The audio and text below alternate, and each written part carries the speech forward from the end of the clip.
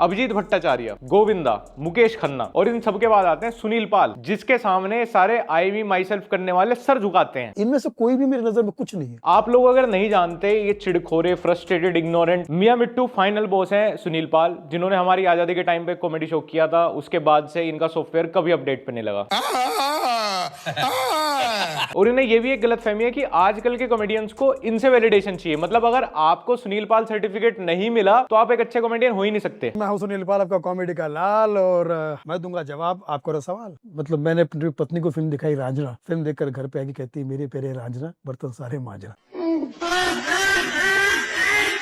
भाई अगर ये कॉमेडी है ना तो फिर कोकोमेलन राइमिंग चैनल नहीं बल्कि दुनिया का सबसे बड़ा कॉमेडी चैनल होता, और baby shark do do do do कोई पोएम नहीं बल्कि मोस्ट वॉच कॉमेडी वीडियो होती। मेरा ध्यान इस पूरे पॉडकास्ट में इंटरव्यूअर के ऊपर था कि भाई ये इस आदमी को 1 घंटे झेल कैसे गया। मुकेश खन्ना के साथ साथ ये दूसरा आदमी है जिसकी समय की घड़ी 2001 में ही खो गई थी। बदला ही नहीं इनके लिए समय तब से। हमारा नाम है रतन नोरा, अनफोल्डिंग टैलेंट में आया हूँ पूरा के पूरा। अब हमारा जीवन बन गया काशी और मथुरा, इससे पहले शक्ल से था छूरा और जीवन था धतूरा। अरे वाह सर, क्या फनी बढ़िया एक्टिंग की आपने सर।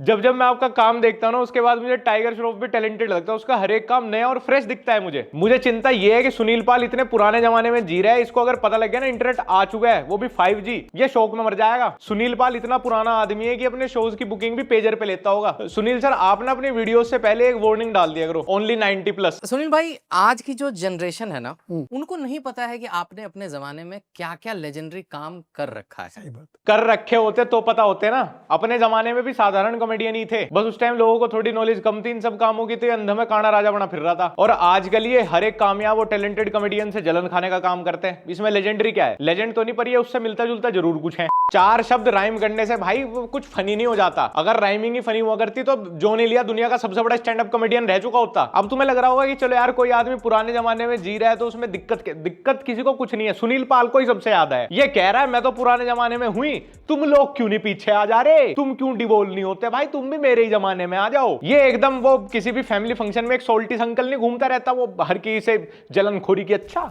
विदेश में लग गया तुम्हारा कितना 50 लाख का पैकेज, विदेश का 50 लाख और इंडिया का जैसे हमारे सोनू का 7 लाख है, बराबर ही है, खर्चे इतने हो जाए। एक वीडियो बनाओगे कमरे में, वहाँ सो कॉल्ड 19-20 साल के लड़कों को उनको नशा पानी करवाओगे, उनके सामने 20-25 मिनट में खूब जम के गाली दोगे, गाली गलौज करोगे, जो भी करो, वो कंटेंट एक तबका देख रहा होगा। सुनील पाल के साथ सबसे बड़ी दिक्कत क्या है? मतलब सिर्फ इसके साथ ही नहीं, इसके जैसे और भी दुनिया में अलग अलग एरिया, अलग अलग फील्ड में इस तरह के लोग हैं जो रियलिटी एक्सेप्ट ही नहीं कर पाते कि भाई टाइम चेंज हो रहा है, आपके कस्टमर, आपकी ऑडियंस, हर कोई चेंज हो रहा है, आपके कंज्यूमर चेंज हो रहे हैं, उसके टाइम के साथ आपको चेंज होना पड़ेगा, आपको रेलेवेंट रहना है। अगर ये सीधा एक्सक्यूज दे देता है कि आजकल तो भाई गाली चलती है, जो आजकल फेमस स्टैंड अप कॉमेडियन है, जो आजकल के फेमस इन्फ्लुएंसर यूट्यूबर्स हैं, वो सिर्फ गाली देके फेमस हो रहे हैं। मतलब अगर वो 1 घंटे की वीडियो बना रहे हैं, 1 घंटे लाइव परफॉर्म कर रहे हैं, उसमें वो सिर्फ गाली ही गाली देते हैं, उनका कुछ कंटेंट और है ही नहीं। और जो ऑडियंस है वो दारू पी के आती है, इसीलिए वो पूरा 1 घंटा गाली, सिर्फ गाली, पूरे 1 घंटे 60 मिनट लगातार वे 6-7 हजार गालियां सुन के ही हंसते हैं। ऑडियंस गलत है, आर्टिस्ट गलत है, सिर्फ सुनील पाल अकेला ये सही है। तूने दिल पे चलाई छुरिया,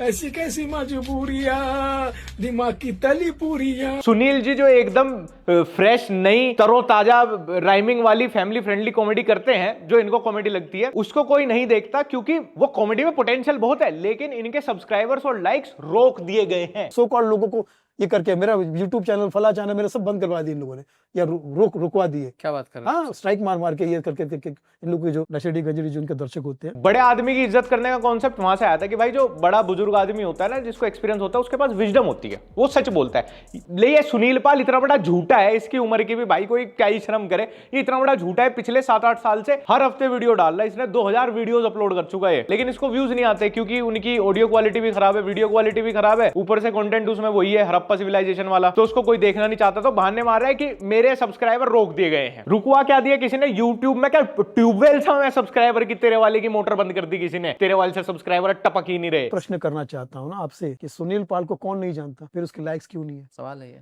इसका मतलब ये कि कहीं ना कहीं रोके गए। हाँ, इसकी प्रोफाइल को अगर कोई लाइक करने का ट्राई करे ना तो उसको रिवर्स कर देती है मेटा की टीम। मेटा और गूगल ने 7 बंदों की डेडिकेटेड टीम हायर की हुई है कि ये जो world famous most funniest person है ना सुनील पाल, इसकी प्रोफाइल पे लाइक होने ही नहीं चाहिए। मतलब अगर कोई लाइक करे तो मिटा दो उसे तुरंत के तुरंत। तुम ट्राई कर लेना, तुम जैसे लाइक करोगे ना सुनील पाल की प्रोफाइल पे, मेटा का एक बंदा आएगा, तुम्हें दिखेगा फोन में को ऐसे मिटा के चला जाता है लाइक। सुनील भाई ये सिर्फ आप ही की नहीं, बहुत सारे क्रिंज क्रिएटर्स की दिक्कत है, जो एक टाइम जिन्होंने थोड़ा सा पीक पकड़ा था वो टियर 3-4 ऑडियंस में, उनको भी यही लगता है कि उनके कंटेंट में कोई दिक्कत नहीं है, बल्कि यूट्यूब की ऐप में ग्लिच है, उनके सब्सक्राइबर्स को नोटिफिकेशन जानी बंद हो गई, यूट्यूब ने पर्सनली आके उनकी रीच रोक दी। साले तू है हमारा सबसे बड़ा, कितनी बिलियन ट्रिलियन की कंपनी है हमारी, पर तुझे नहीं आगे बढ़ने देंगे बेटी।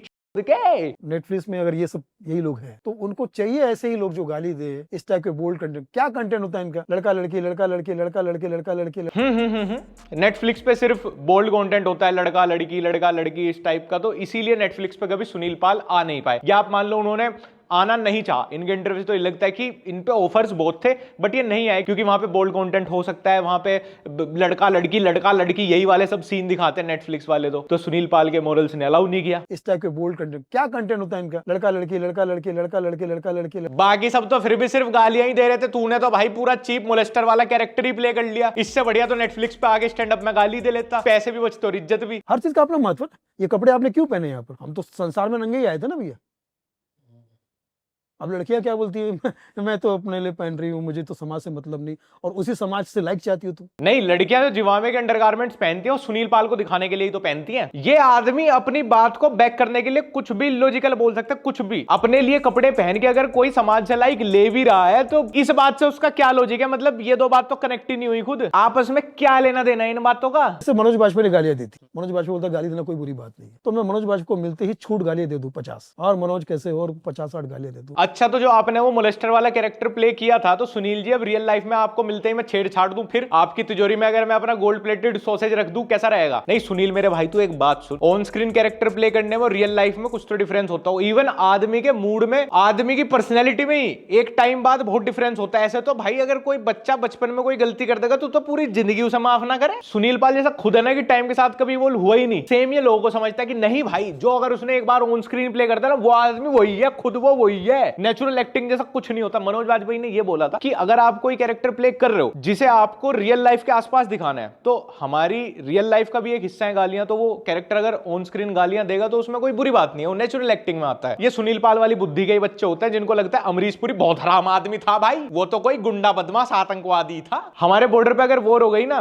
तो सुनील पाल आर्मी जनरल से हेल्प नहीं मांगे, बल्कि सन्नी देओल की जय जयकार करेगा, जाओ सन्नी भाई बॉर्डर पे जाओ। आपने ही तो वो ऑन स्क्रीन कैरेक्टर प्ले किया था। इस हिसाब से तो भाई तुम्हारे लिए प्रधानमंत्री विवेक ओबराय होगा। अगली बार मोदी जी के बर्थडे पे सब मोदी जी को ट्वीट कर रहे होंगे, ये विवेक ओबराय को जाके मैसेज करे हैप्पी बर्थडे भाई। मनोज वाजपेयी का वो किरदार पर्दे पे गाली दे रहा है ना? मनोज बाजपेयी जो किरदार निभा रहा है वो किरदार गाली देता है, क्योंकि वो ओरिजिनल गाली देता होगा ना, तो ओरिजिनल में वो मरा भी है, फिर वहां एक्टिंग करके एक्टिंग कर रहा है, और वहां एक्टिंग करते तो फिर यहाँ क्यों नहीं कर रहा भाई? यार नेचुरल एक्टिंग जैसी कोई चीज नहीं होती दुनिया में। क्या क्या बोल रहा है भाई? तो मतलब कहां एक्टिंग करनी है? रियल में स्क्रीन पे मतलब मरना एक्टिंग के?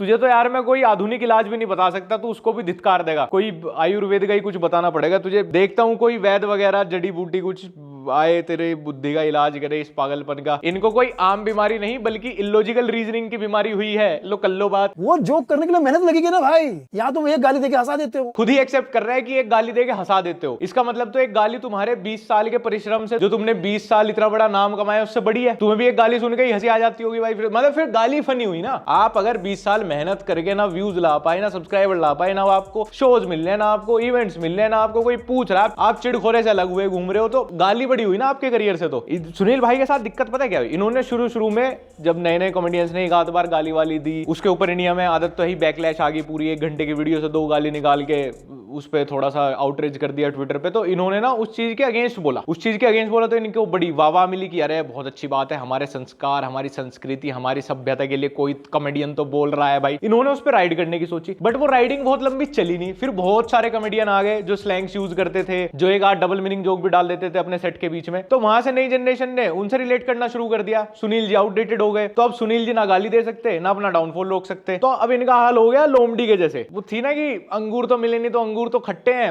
वाइन महंगी है तो पानी पी के ही सो जाओ। आप एक बात का ध्यान करना कि हर इंडस्ट्री में सबसे ज्यादा चिड़खोरा, सबसे ज्यादा फ्रस्ट्रेटेड सा, if but technically, morally, ethically बात करने वाला वही आदमी होगा जो उस इंडस्ट्री में सबसे पीछे होगा, जिसको सक्सेस, ऑडियंस, फेम कुछ नहीं मिल रही होगी। सेम सुनील जी के साथ है कि इनको देश में भुखमरी, गरीबी, उससे ज्यादा सीवियर सेंसिटिव पॉजिटिव केसेस नहीं दिख रहे, इनको कॉमेडियंस की वीडियोस में गालियां दिख रही हैं, इनको किसी गवर्नमेंट की ओपोजिशन की पॉलिसी में कहीं कोई खामियां नहीं दिख रही, पर कॉमेडियन की 1.5 घंटे की वीडियो में 4 गाली तो बहुत बड़ी दिक्कत है भाई। सुनील जी के अकॉर्डिंग आपका कंटेंट वो होना चाहिए जो पूरा परिवार एक साथ बैठ के देख ले। आजकल पूरा परिवार ग्रह पूजा में एक साथ नहीं बैठ पा रहा, इनको कंटेंट ऐसा बनवाना है। चलो ठीक है, हम खुद बोलते हैं कि बहुत चीप, बहुत वल्गर, जो हर तरीके से ethically, morally, technically, social media terms condition हर चीज के अगेंस्ट है, ऐसा कंटेंट आप मत बनाओ जो कि आप आज से 10 साल बाद रिग्रेट करोगे। पर ऐसा नहीं है भाई, ऐसा वो स्टैंड अप कॉमेडियंस का और बहुत सारे यूट्यूबर्स का कंटेंट वैसा नहीं है। लोग बना रहे हैं 15-15, 20-20 साल से, उनको बहुत ब्रांड्स, बहुत प्लेटफॉर्म, बहुत ऑडियंस सब अप्रिशिएट कर रही है। तो एक साथ इतने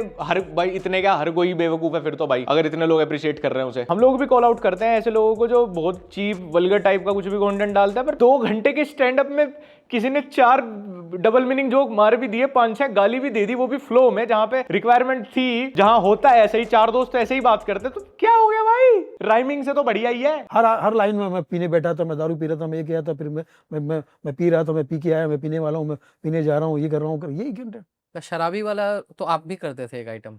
देखिए, शराबी का कैरेक्टर करके उस पर जोक बनाना, और ऐसा जोक बनाना कि जो लोगों के सुनने में बड़ा मजा है। अच्छा, अब जब मनोज वाजपेयी को 5 मिनट पहले तुमने ज्ञान दिया था, वो कॉन्ट्राडिक्ट कर दिया, अब इसको याद आ गया कैरेक्टर प्ले करना, एक्टिंग करना। अपनी बारी में ऐसा ही हो जाया करे मेरे भाई सुनील। अभी तक तो मनोज वाजपेयी 2% का आदमी था, क्योंकि उसका कैरेक्टर गाली देता है। अब तुम्हारा कैरेक्टर जो दारू पी के वो 2% की कॉमेडी करता है, वो आर्ट फॉर्म हो गई। वो मैं कैरेक्टर प्ले कर रहा हूं जी, मैं ऐसा आदमी नहीं हूं, मैं इन्फ्लुएंस नहीं कर रहा दुनिया को। अरे सुनील जी, अगर कोई आपका इतना बड़ा फैन होगा और आप दारू पी के ऐसे कोई आइटम परफॉर्म करोगे, तो उसको तो लगेगा ना दारू पीनी अच्छी बात है। सुनील जी जैसी ग्रेट पर्सनैलिटी जो इतनी मुश्किल कहीं परफॉर्म करने आते हैं, वो अपने सेट में 10 मिनट दारू वाला कैरेक्टर दिखा रहे हैं, इसका मतलब दारू बहुत अच्छी चीज होगी भाई, मुझे भी सुनील जी जैसे ही बनना है। ये उसी टाइप के आदमी हैं जिनके मोरल और इथिक्स उनके कंफर्ट के हिसाब से बदलते रहते हैं। ये सिगरेट पिए तो भैया स्ट्रेस बस्टर है, दूसरे पिए तो समाज के दुश्मन। सुनील जी होता है ऐसा, मतलब बहुत लोग हैं जिनको लगता है कि उन्हीं का पॉइंट ऑफ व्यू सबसे बेहतर है दुनिया में,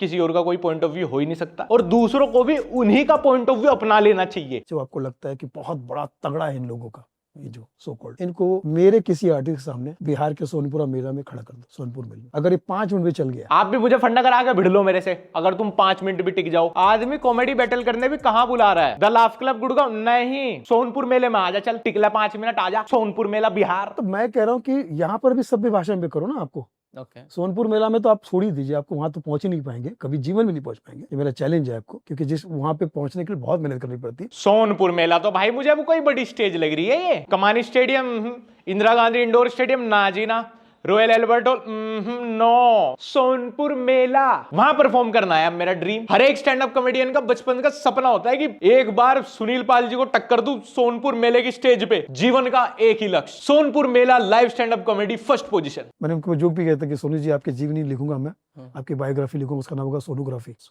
ओ भाई क्योंकि आप गायनो वोकोलॉजिस्ट है, गायनो वोकोलॉजिस्ट। सोनपुर मेले में सोनोग्राफी वाले जोक, मतलब टिकट का पैसा वसूल हो जाता होगा जब सुनील पाल जी ऐसे सोनोग्राफी, गायनेकोलॉजिस्ट इस टाइप के जब कोई जोक मारते होंगे ना वहां पे। मैं तो भाई होस्ट की हिम्मत मान रहा हूँ इस पॉडकास्ट की, इतनी गंदी बात सुन के भी उसने हाथ नहीं छोड़ा। तुम एक बार ये पूरा पॉडकास्ट देख लेना डिजिटल कमेंट्री चैनल पे, बीच बीच में ना सच में तुम पॉज करके 5 मिनट सोचोगे कि ये क्या बोल गया, मतलब तुम्हें एम्बैरेसमेंट फील होगी भाई, तुम देखते वो कोड हो जाओगे कि भाई छी 50 साल का आदमी ये गंदी बातें। यो हनी सिंह दिलाऊंगा चकना सिंह, 4 बोतल वोड का गिफ्ट तेरा रोज का, हर फंक्शन में पीना तुम, शादी हो या रोक का। एक ये और एक वो तारक मेहता का उल्टा चश्मा वाली वो टप्पू सेना, ये दोनों ही बड़े नहीं होके दे रहे भाई। मुझे सच में शुरू में लगा कि ये कोई रिवर्स सरकाज़म होगा कि ये जानबूझ के इस तरह का क्रिंज रैप गा रहा है, पर फिर मैं थोड़ा डीप घुसा उसमें तो पता चला कि ये इसका नया सेट है जो आजकल ये सोनपुर मेले में परफॉर्म करता है। सच में सुनील जी आपके सामने सोनपुर मेले में पक्का ही कोई नहीं टिक पाएगा, क्योंकि तुमने सोनपुर की जनता को 2 दशक पीछे ही पकड़ा हुआ है। ये इतने पीछे रुका हुआ है, इसके लिए कोरोना भी अभी 15-20 साल बाद आएगा। जितने स्लो और आउटडेटेड सुनील जी आप चल रहे हो, आपके यहाँ तो अभी भी कांग्रेस का ही कोई प्रधानमंत्री होगा। खैर दोस्तों, आज की वीडियो में इतना ही। इससे ज्यादा तो मैं क्या ही बोलूं। हाँ, बहुत टाइम से इस चीज को लेकर बार-बार इंटरव्यू आते थे सुनील जी के, तो मैंने फाइनली सोचा कि एक डेडिकेटेड रोस्ट बना देते हैं। And all thanks to digital commentary channel channel जिन्होंने हमें परमिशन दी उनके पॉडकास्ट को यूज करने के लिए। तो अगर तुम्हें पूरा क्रिंज पॉडकास्ट देखना है, अगर तुम्हें इंटरव्यूअर की हिम्मत देखनी है तो ये पॉडकास्ट देख लेना एक बार। वहां जाके कमेंट जरूर कर देना कि तुम हमारे चैनल से आए हो, और लिंक नीचे मैं डिस्क्रिप्शन में डाल दूंगा। मुझे इंस्टाग्राम पे @लक्ष्य अगर तुमने अभी तक फॉलो नहीं किया तो वहां पे भी फॉलो कर लेना। हमारा ब्लॉग चैनल लक्ष्य चौधरी व्लॉग्स। अब तो शर्म आवे कहना बोलते हुए, पर